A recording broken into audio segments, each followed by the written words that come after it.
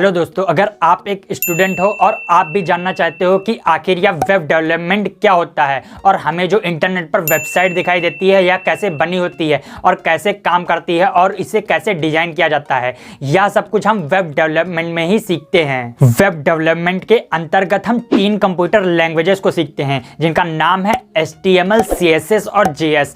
इन तीनों computer languages को सीखने के बाद में हम बहुत ही आसानी से एक नॉर्मल या फिर एक प्रोफेशनल वेबसाइट को बना सकते हैं और उसे जैसा चाहे वैसा डिजाइन भी कर सकते हैं। दोस्तों, अगर आप भी अपनी खुद की वेबसाइट को कोडिंग करके बनाना चाहते हैं या फिर डिजाइन करना चाहते हैं तो आपको इन तीनों कंप्यूटर लैंग्वेजेस का ज्ञान होना बहुत ही ज़्यादा जरूरी है, क्योंकि अगर आप इन तीनों कंप्यूटर लैंग्वेजेस के बारे में जान जाते हैं तो आपके लिए किसी भी वेबसाइट को बनाना सरल हो जाता है। मगर आप इन कंप्यूटर लैंग्वेजेस के बारे में अगर जानना चाहते हैं तो आपको कभी भी यह सोचकर इनके बारे में कुछ भी नहीं जानना है कि मैं थोड़ा बहुत या फिर बहुत कुछ पढ़ के इनके बारे में बहुत कुछ या फिर सब कुछ जान जाऊंगा। तो यह सोच आपकी बिल्कुल ही गलत है, क्योंकि अगर आप इनके बारे में कुछ भी जानना चाहते हैं तो आपको इन्हें पढ़ने की नहीं बल्कि सीखने की ज़रूरत है, क्योंकि यह तीनों ही प्रैक्टिकल लैंग्वेज हैं और अगर आप इनकी एक्सरसाइज बहुत ही ज़्यादा करते हैं तो आपको यह बहुत ही अच्छे से समझ में आने वाली है। और अगर आप इन तीनों लैंग्वेजेस के बारे में अच्छे से समझ जाते हैं और सीख जाते हैं तो यह आपके वेब डेवलपमेंट में बहुत ही ज़्यादा फायदेमंद होने वाला है। सो हेलो दोस्तों, मेरा नाम शुभम पाल है और स्वागत है आपका हमारे यूट्यूब चैनल दी शुभम पाल पर।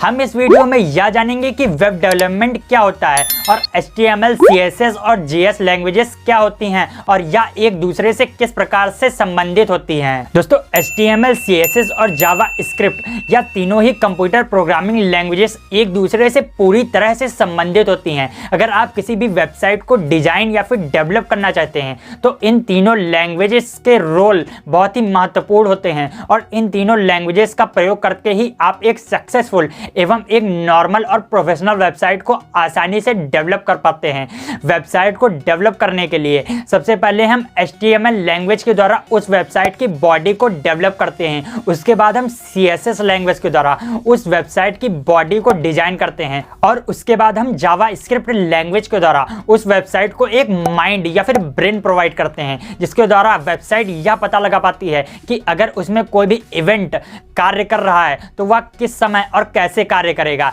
यह सब जावास्क्रिप्ट या फिर JS पर ही निर्भर करता है। इसे हम वेबसाइट का माइंड भी कह सकते हैं। दोस्तों, हमारा खुद का शरीर ही या हमारी बॉडी ही वेब डेवलपमेंट का एक बहुत ही अच्छा उदाहरण है, जिसे हम बहुत ही आसानी से समझ सकते हैं। जो हमारी बॉडी का हड्डियों वाला पार्ट होता है जिसे हम स्केलेटन कहते हैं, उसे हम HTML लैंग्वेज कह सकते हैं। और जो हमारे शरीर की सजावट होती है या फिर बनावट होती है जो कि सभी की बॉडी की अलग अलग होती है, कोई बहुत ही ज़्यादा खूबसूरत होता है या फिर बहुत ही कम खूबसूरत होता है, या उस पर डिपेंड करता है या उसके शरीर पर डिपेंड करता है, इसे हम CSS लैंग्वेज कह सकते हैं। और जो हमारा माइंड होता है या फिर ब्रेन होता है जिसके द्वारा हमारा पूरा शरीर कंट्रोल होता है, उसे हम जावास्क्रिप्ट लैंग्वेज से तुलना कर सकते हैं। दोस्तों, वेब डेवलपमेंट को सीखने के बाद में अगर आप किसी भी वेबसाइट को बनाते हो या फिर डेवलप करते हो तो इससे पहले आपको यह जानना बहुत ही जरूरी है कि आखिर वह वेबसाइट कैसे काम करती है, उसका लॉजिक क्या होता है। तो वेबसाइट का एक सिंपल सा लॉजिक होता है कि अगर कोई भी यूजर उस वेबसाइट पर किसी भी इंफॉर्मेशन के लिए रिक्वेस्ट करता है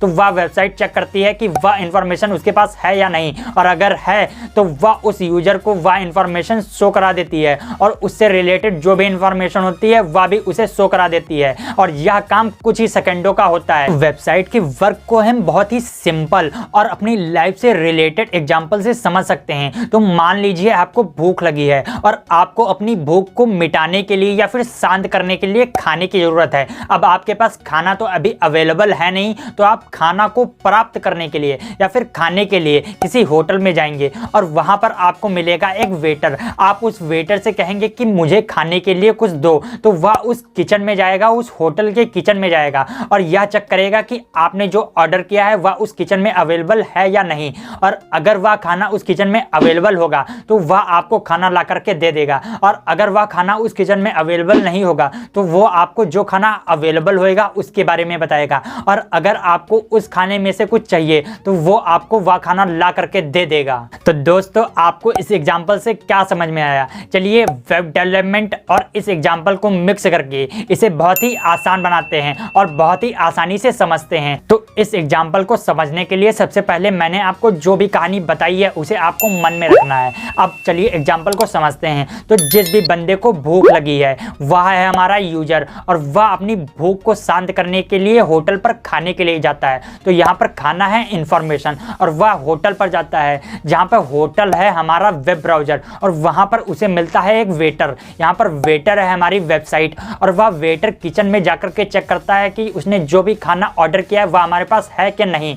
तो वह जो किचन होता है होटल का वह है हमारा सर्वर, जिस पे हमारी सभी इंफॉर्मेशन सेव रहती है। अब जैसा कि मैंने एक एग्जांपल में बताया है कि एक यूजर को भूख लगी है, वह होटल पे जाता है, अपनी भूख को मिटाने के लिए वह वेटर से खाने के लिए ऑर्डर करता है, और वह वेटर उसे अपने होटल के किचन से खाना ला करके देता है, जिससे कि उसकी भूख शांत होती है। तो जैसे कि किसी भी यूजर को किसी भी इंफॉर्मेशन की ज़रूरत है तो वह सबसे पहले वेब ब्राउज़र पर जाता है, और वह जिस भी चीज़ को उसे चाहिए वह उसे सर्च करता है, और फिर वेबसाइट के थ्रू उसे सर्वर के द्वारा वह इंफॉर्मेशन प्रोवाइड की जाती है। तो यहाँ पर हम सिंपल लॉजिक को समझ सकते हैं, जो कि वेबसाइट के लिए बहुत ही आसान लॉजिक है कि जब भी कोई यूजर किसी वेब ब्राउज़र पर सर्च करता है तो वह वेबसाइट की सहायता से इंफॉर्मेशन को प्राप्त कर लेता है, जो कि सर्वर पर सेव रहती है। सर्वर पर वह वेबसाइट पता करती है पहले कि जिस भी यूजर ने जो भी इंफॉर्मेशन की रिक्वेस्ट की है वह उस सर्वर में है या नहीं, और वह अगर होती है तो वह वेबसाइट उस सर्वर से इंफॉर्मेशन को लेकर के